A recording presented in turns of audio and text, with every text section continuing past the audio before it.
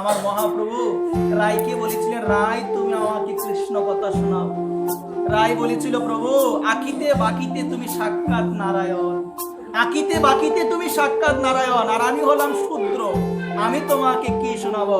তখন বলেছিল, প্রভু বলেছিল, কিবা নিশি কিবা শূদ্র, কিবা নিশি কিবা শূদ্র, বিপ্র কেন নহে, যেই কৃষ্ণ তত্ত্ববেত্তা সেই গুরু হয়। অনেকে বলে যে বড় জাত, যেটা আমাদের সমাজে ব্রাহ্মণ ছাড়া নাকি কেউ দীক্ষায় দিতে পারবে না, বলে না? মহাপ্রভু কি কথা বলে? বলছে, তুমি আমাকে সাধ্য সাধন তত্ত্ব শোনাও, আমাকে তৃপ্ত করো। তুমি বলছেন আমি তো শূদ্র, আমি কি বলবো, আমি কি শোনাবো, কারণ তুমি তো সাক্ষাৎ নারায়ণ। প্রভু বলেছিল, মন দিয়ে শুনেন, যে কিবা নিশি কিবা বিপ্র, শূদ্র কেন নহে, যেই কৃষ্ণ তত্ত্ববেত্তা সেই গুরু হয়, যে কৃষ্ণকে জেনেছে সেই গুরু হয়। আজকে নরোত্তম ঠাকুর দেখেন না, শূদ্রকুলে জন্ম হয়েছে। কেতুরীর, মন দিয়ে শুনবেন, কেতুরীর রাজা রাজা কৃষ্ণানন্দ রাজার ঘরে এসেছিলেন আমার নরোত্তম দাস ঠাকুর মহাশয়। তিনি এসেছিলেন যাকে সাক্ষাৎ বৃন্দাবনের জীব গোস্বামী পাদ, আমরা একটু আগে বন্দনায় বলি না, এই ছয় গোসাই করি, এই সর গোসাইয়ের মধ্যে একজন হলেন, নাম কি? জীব গোস্বামী পাদ। নাম কি সবাই বলেন? কথা শুনছেন তো ভালোভাবে? জীব গোস্বামী পাদ। ভজনে নরোত্তম ঠাকুর জন্মটা এখানে প্রভাব নয়, ভজনে এতটাই উন্নতি করেছিলেন, এতটাই উন্নত হয়েছিলেন, সাক্ষাৎ জীব গোস্বামী পাদ তাকে ঠাকুর মহাশয় উপাধি দিয়েছিলেন। নরোত্তম দাস ঠাকুর মহাশয়, নরোত্তম দাস ঠাকুর মহাশয় উপাধি এত ভজন করেছিলেন, বহু ব্রাহ্মণ উনার সান্নিধ্যে থেকে ভজন করেছিলেন। জন্ম হলে তোমার বড় শ্রেষ্ঠত্ব নির্ধারণ হয় না মা, তুমি হয়ে গেলে, এই জন্য তো মহাপ্রভু বলছেন, মুচি হয় সুচি। মুচি কি হয় গো?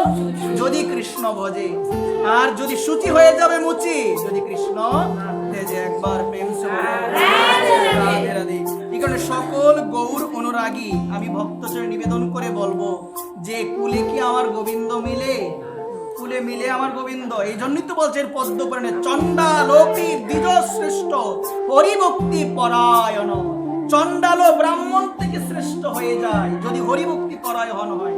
কি ভক্তি গো মা? চণ্ডালোপি দ্বিজ শ্রেষ্ঠ। পদ্মপুরাণ বলছেন হরিভক্তি পরায়ণ। মন দিয়ে শুনবেন, হরিভক্তি বিহীনষ্ট দ্বিজপি শপথস্মৃত। তারপরে বলছেন, উচ্চকুলে জন্ম হয়েছে, হরিভক্তি বিহীন, হরি নাই, তুমি চণ্ডাল থেকে আরো নিকৃষ্ট। একবার তুমি চণ্ডাল থেকে আরো নিকৃষ্ট, তোমার মধ্যে হরিভক্তি নাই। যার ভিতরে হরিভক্তি আছে, যে কৃষ্ণকে জেনেছে, যে কৃষ্ণ প্রসাদ পায়, যে কৃষ্ণ ছাড়া কিছু পায় না, যে যুগল উপাস শুধু কৃষ্ণকে ডাকলেও হয় না। তুমি কার কাছ থেকে দীক্ষা নিবে গো? কার শুধু কৃষ্ণকে ডাকে তার কাছ থেকে? এই জায়গায় বলছে, যে যুগল ভজন করে। আমার রঘুনাথ বলছেন, যে শুধু একা কৃষ্ণর ভজন করে, আমি তার মুখও দেখি না। আমার রঘুনাথ বলছেন, যে একা কৃষ্ণের ভজন করে, রাধারানীর ভজন করে না, তার মুখও আমি দেখি না। বলছেন আমার রঘুনাথ, যে কৃষ্ণের পাশে আমার রাধারানীকে রেখে ভজন করে, তোমরা জানো আমি কি করি? আমি কি করি জানো? আমি সেই ভক্তকে অনেক ভালোবাসি, তার চরণ দোয়া জল আমি নিজের মস্তকে গ্রহণ করে সেই চরণ দোয়া জল আমি পান করি। আমার রঘুনাথ, এতটা বৈরাগ্য ছিল রঘুনাথে। তার বাবা 11 জন রেখেছিল পাহারাদার, রঘুনাথ যেন সংসার ত্যাগ করে মহাপ্রভুর কাছে না যায়। কিন্তু যাকে মহাপ্রভু কৃপা করে, সংসারের এমন কোনো বাধা নাই যে তাকে ধরে রাখতে পারবে। বাবা চিন্তা করলো, সুন্দরী একটা স্ত্রী বিয়ে করায়, মনটা মনে হয় সংসারে লেগে যাবে, হয় নাই তোমার? আহা, যার ভিতরে গো সেই প্রেম জেগেছে, সেই প্রেম দূর করার এমন কোনো পথ নাই। সুন্দরী স্ত্রী হোক, যাই হোক, যদি বিয়ে করার ইচ্ছা তাকে মনে থাকবে যে দুজন মিলেই ভজন করব, কিন্তু ভগবানকে ছাড়বো না ওর জন্য আমি। কারণ প্রতিটা জন্মে ভ্রমণ করতে গিয়ে কত কেউ আসলো গেল, মা পেলাম, বাবা পেলাম, প্রত্যেক জন্মইতে সবাই মাতা পিতা পায়, কিন্তু সদ্গুরুদেব প্রত্যেক জন্মে সবাই পায়। বলো না রাধে রাধে? সবাই পায় না। যারা পেয়েছেন বিশেষ ভাগ্যবান, সকল ভক্তচরণে নিবেদন, শ্রী সদ্গুরুদেবের চরণাশ্রয় গ্রহণ করে সর্বদা নামে নিষ্ঠা। কলিযুগে বিশেষ কিছু প্রয়োজন না, কিছু জানেন না, মন্ত্র জানেন না, আমার বাবা বলেন একটা কথা, মন্ত্র তো কিছু জানো না, সমস্যাই নাই, শুধু হরে কৃষ্ণ বলো।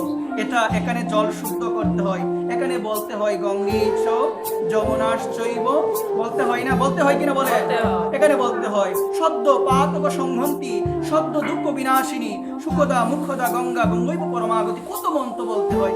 বাবা আমি জানি না কিছু, কিচ্ছু পারার দরকার নেই, শুধু নাম।